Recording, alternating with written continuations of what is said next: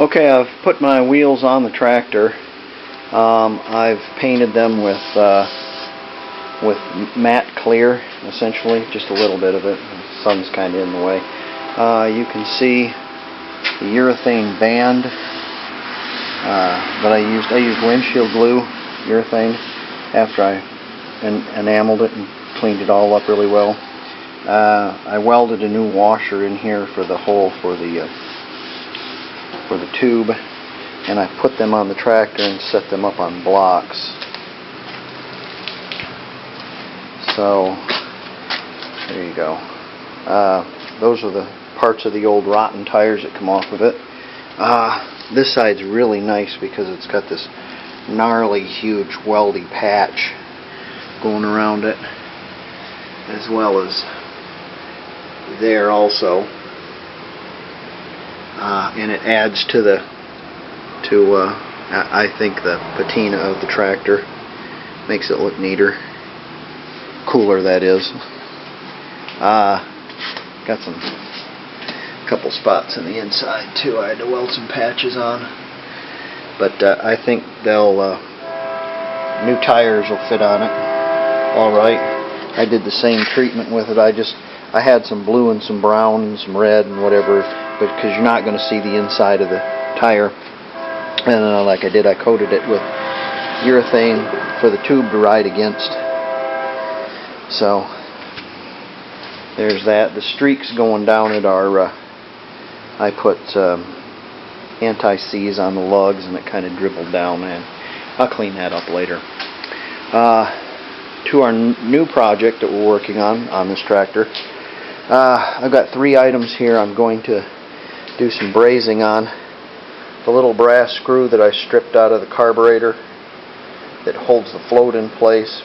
I played hob getting this thing out of there, so I'm going to put a drop of brass on that, and I'm going to cut a new slot in it and grind it down, make it nicer, a little bit nicer looking,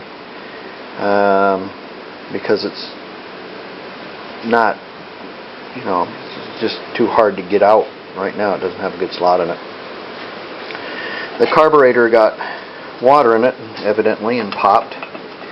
So I've got this piece, but it kind of goes up here first. I'm going to have to wedge it in there is what I'm going to have to do, and then braze it. And it's just a float bowl, so all it has to do is hold gas. It's not very crucial as far as any kind of structure or anything like that. It just holds gas. There's a little bit of structure there, but most of the structure is already there. And a new carburetor for this is $300 or $400, and nobody will rebuild this because it's a bad core, and it goes on and on like that. While hammering on this intake exhaust manifold, I hit one of these little dimples and popped it right smooth through. So I'm going to need to braze that up. There's a special way to braze all this stuff, and I'll show you how to do it. And essentially what you have to do in order to braze cast iron, you have to get the whole thing hot. I mean 500-600 degrees hot. And then you get your spot where you're welding or where you're brazing, try to get it as hot as you can, and then the spot where you're brazing, you get that cherry red and push your brass in it, and of course braze it, but you continue to heat the whole thing. So you gradually bring it up in heat, and then when you get done brazing it, you got to bring it back down in heat. You can't just let her go. You got to take it slowly down. So same with this. This is not going to be so because it's brass to begin with, so it'll be okay. But in order for you to get a good solid structural repair on something that's cast iron, you have to really get it hot. So we'll get going on that. Can't think of anything else right now that I was working on. The carburetor was a booger to take apart.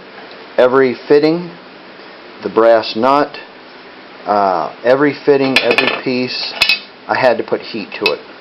I had to get it hot in order to take it apart. There'll be a lot of sandblasting, and we'll get into that later. But right now we're just going to do some repairs with brass. So I'll put this up on the tripod, and I'll get going on this on our next.